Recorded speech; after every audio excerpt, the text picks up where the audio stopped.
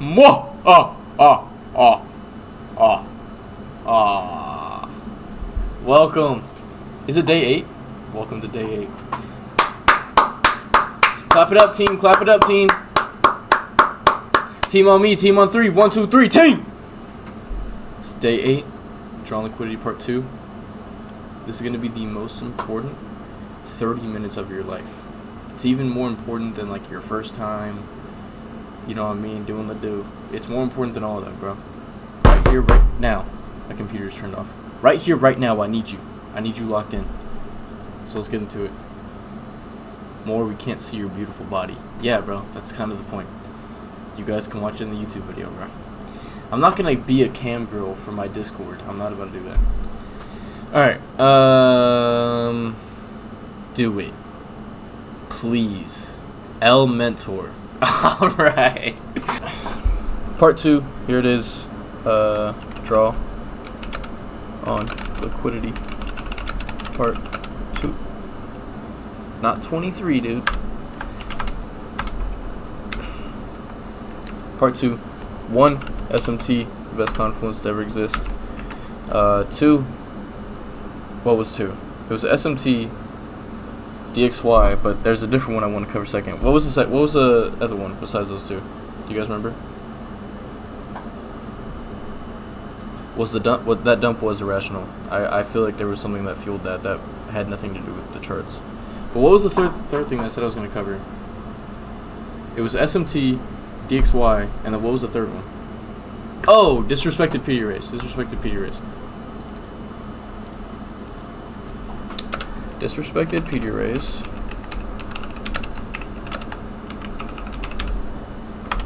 And DXY DOL. Alright, so that's what we're covering in part 2. If you are taking notes, which you should be, write this down, make these your headers, because I'm going to delete this. Let's get into it. So first things first, SMT. SMT, if you are not currently using SMT, I'm about to really change your life. SMT should be in your analysis on a daily basis. But, hold on, I need a sip of water, my throat's dry. No homo. I need a sip of that Wawa. If you love me, let me go.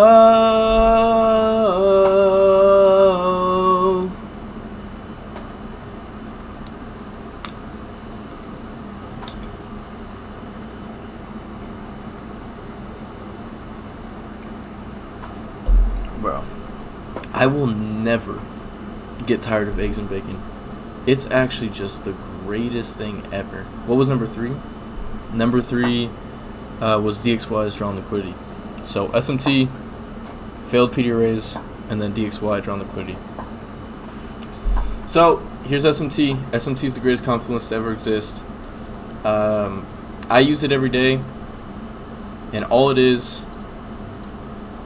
So pairs, there's correlating pairs. That means that they're just supposed to move the same. So like indices are correlated pairs. They're supposed to move the same.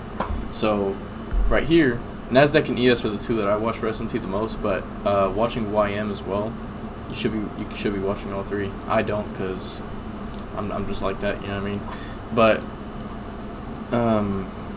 what was I gonna say? Oh yeah, so they're correlated, just mean they're supposed to move the same. So like when NASDAQ right here made a lower low, so this low came below this low, that is a lower low. ES should have also made a lower low because they're correlated, they're supposed to move the same. But it didn't. It made a higher low. That is a signal to us that the market wants to go higher. And you can look through your charts, look at it literally every single day. Every time, I mean I'm not gonna sit here and say every time, but probably legitimately like 90 to 95% of the time, when the SMT forms in the AM session or pre-market, it delivers price.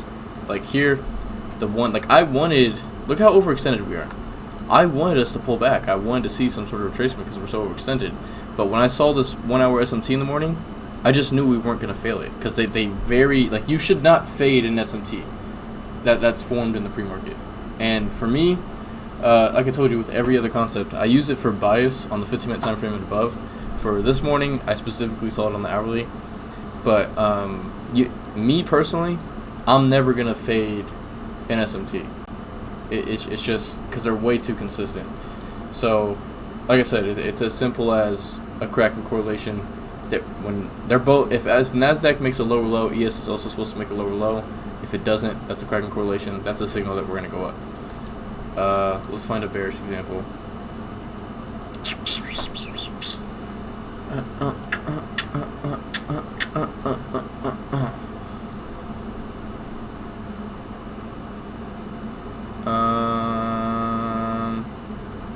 I don't know if I really like that one. I want to find a better example.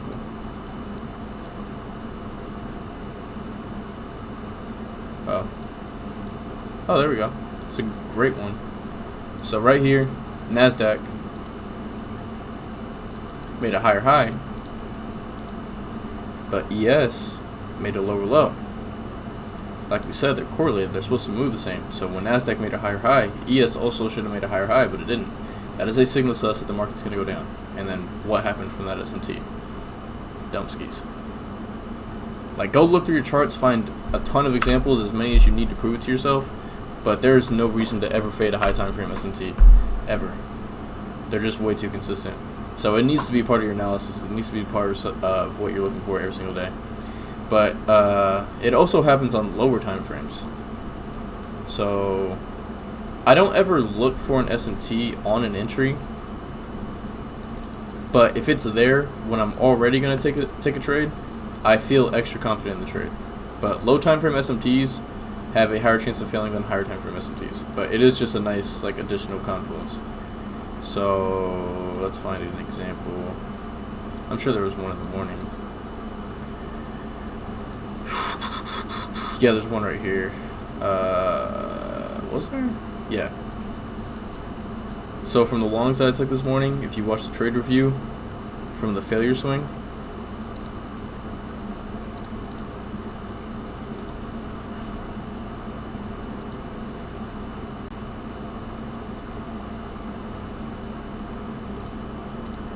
so you can see within this 15-minute gap, Nasdaq put in a lower low, but ES held its higher high.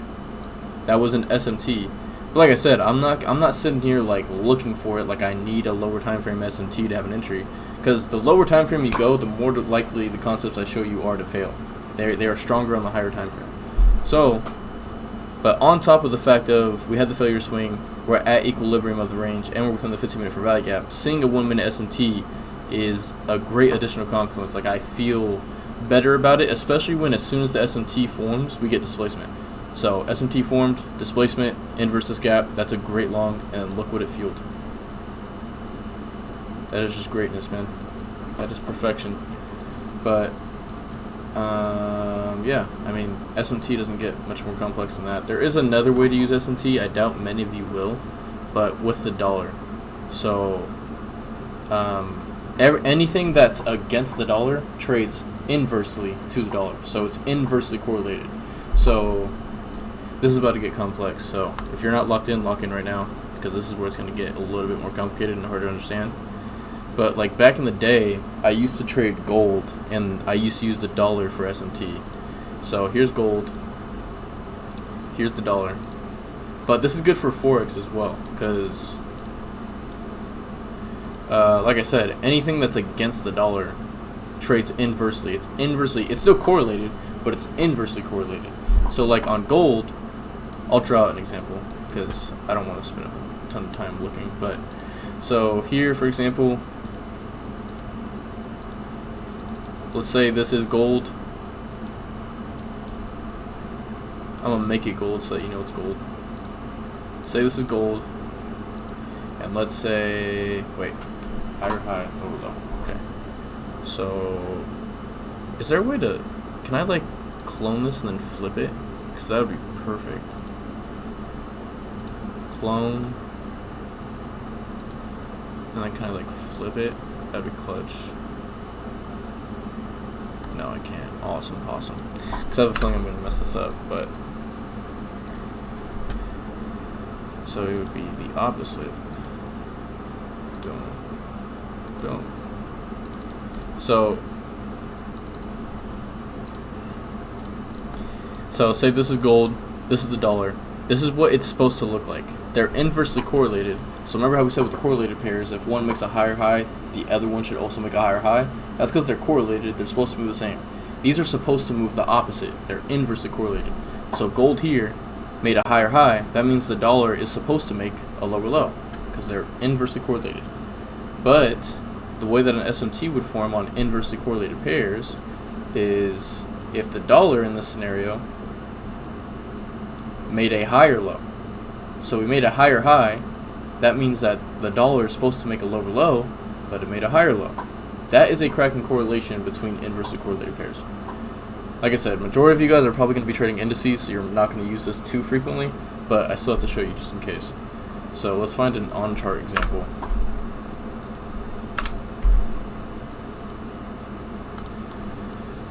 I'm sure we're going to find one quick, to be honest. I'm not going to lie. Back in the day, people used to make fun of me for trading this, but on the 15-minute time frame in pre-market, every single day, an SMT would form between gold and the dollar, and it would just fuel move every time. It was actually just perfection. But let's look at today's pre-market. So today, here we are. I'm sure there's going to be something here. Let's just mark it prematurely. So lower high. So if we have a lower high, that means we should see a higher low. Oh, we do actually. There was a higher low. Alright. We should find one example. Oh, here we go. So here, we made a lower low.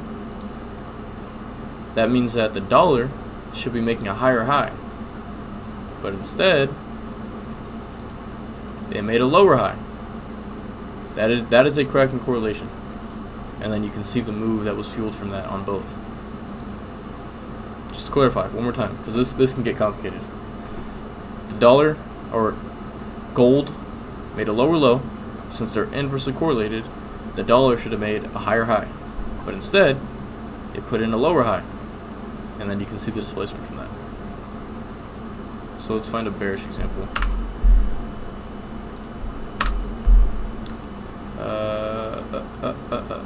We got a higher high here. Did we get a lower low? Yes. What about here? We got a higher low, but we put in a higher high. What the? Oh, I guess that's not a bearish example, huh? Let's find a bearish example. I bet you there's going to be one right here. Let's see. Wait, whoops. Oh. Okay. Yep, there it is. Alright.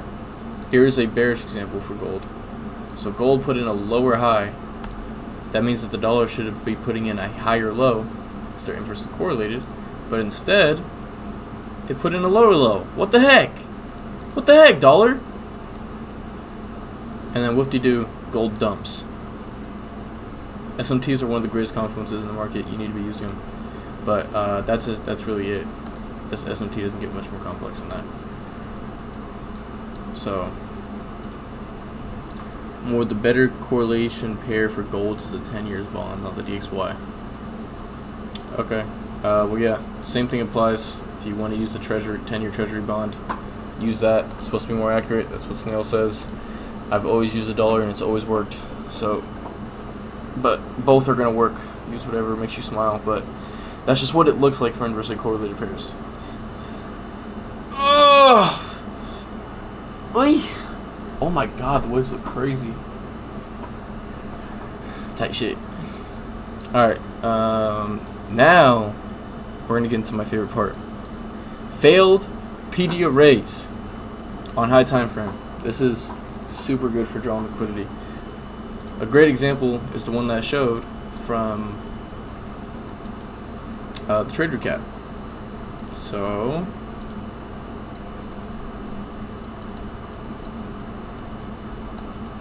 I could just do reset, huh? I'm stupid. Alright, so the way that you're going to use this for drawing liquidity, fair value gaps. You should know what a fair value gap is at this point. I'm not going to explain it. But what I mean by failed PD array is just it not holding anymore. So if we're going to be bullish, what's going to start happening is we're going to be respecting bullish PD arrays and disrespecting bearish PD arrays.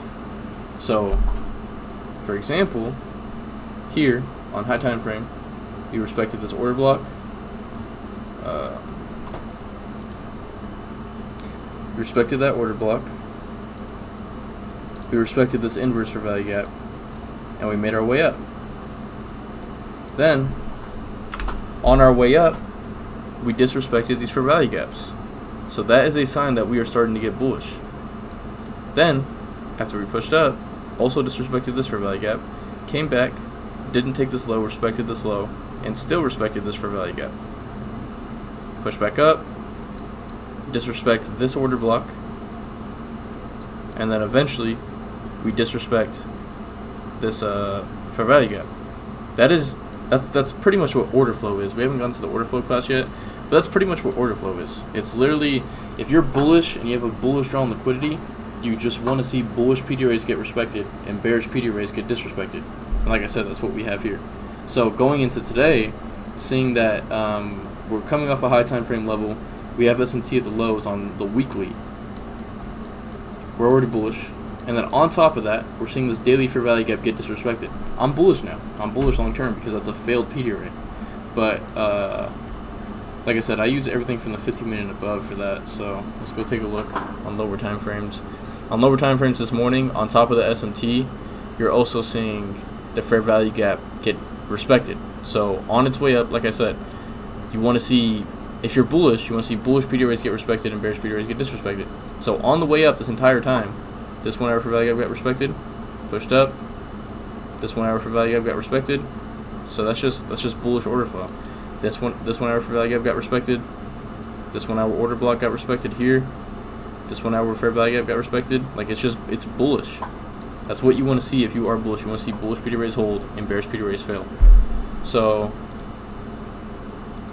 the way that you can use that for lower time frame draw on liquidity is like how I used it this morning.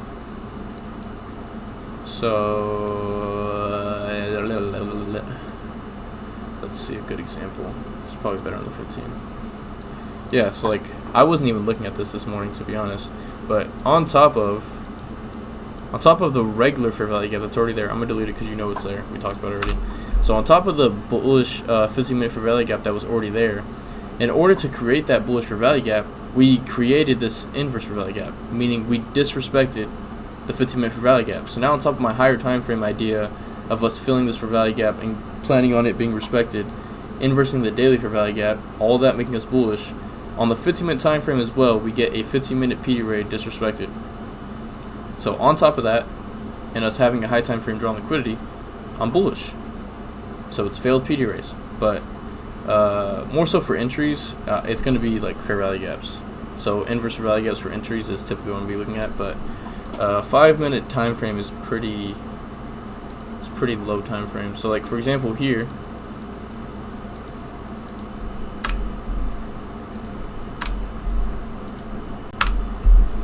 like I said, 15-minute time frame and above is for bias, but this can be a confirmation for entry even if you don't trade on the 5-minute, you trade on the 1-minute. Like for here, you know that we pulled into a place of interest. So we're in the 15-minute fair value gap, we're at equilibrium. Something that you can wait for to like confirm your draw on liquidity being this high or this high is waiting for this 5-minute fair value gap to fail. So a failed PD array.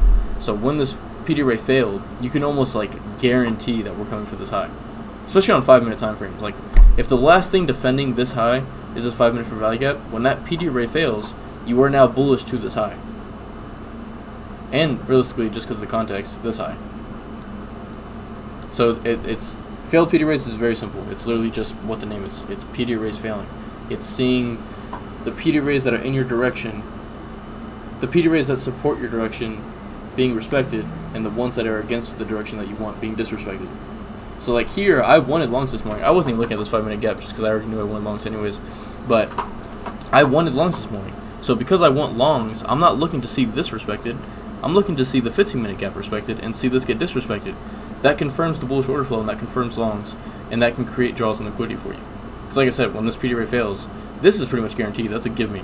But if you have context and you have a strong draw on liquidity, you can aim for other things, like how I did here, and I aimed for this.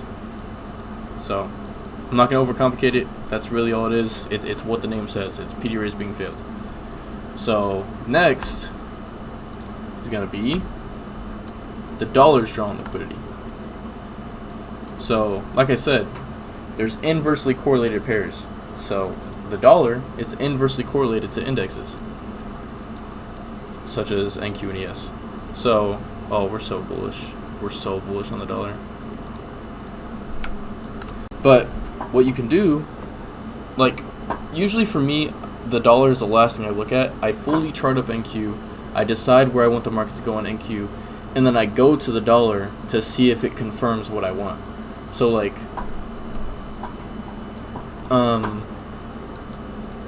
what's it called?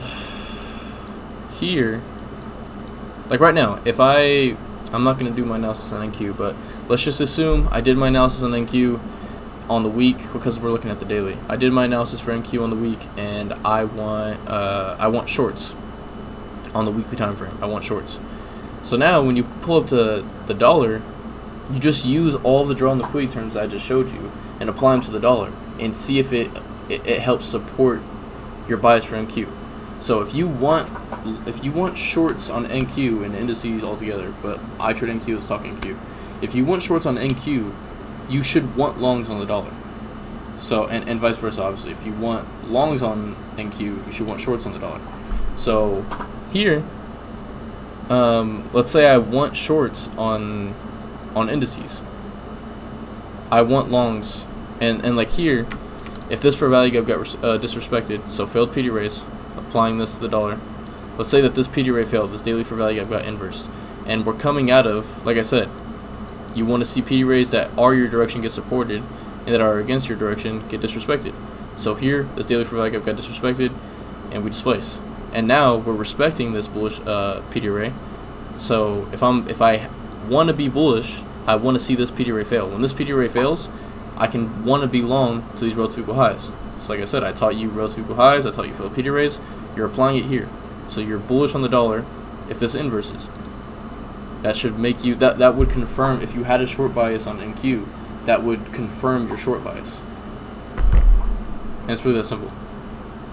It's just applying all of the drawn liquidity things that I taught you and applying it to the dollar and seeing if it supports your idea for indices. And like I said, they're inversely correlated. So if you want longs on NQ, you should want shorts on the dollar. And if you want longs on the dollar, you should want shorts on NQ. That's really all there is to it, dude. I'm not going to overcomplicate it. There's not much more to it. So that's it for drawn liquidity. That's drawn liquidity part 2. Next up is top-down analysis. I'm filming that video right now. I'm literally filming 3 videos, so that next video will be uploaded. Oh no, that video will be uploaded the day after. So you're gonna have to wait, unfortunately. But you can just rewatch this over and over and over and just look at my face, and you can imagine whatever you want to imagine, bro. I'm not in your head. I can't tell you not to. You know what I mean? Let your brain wander. I'm not gonna stop you. But yeah, man. It's been fun. It's been great.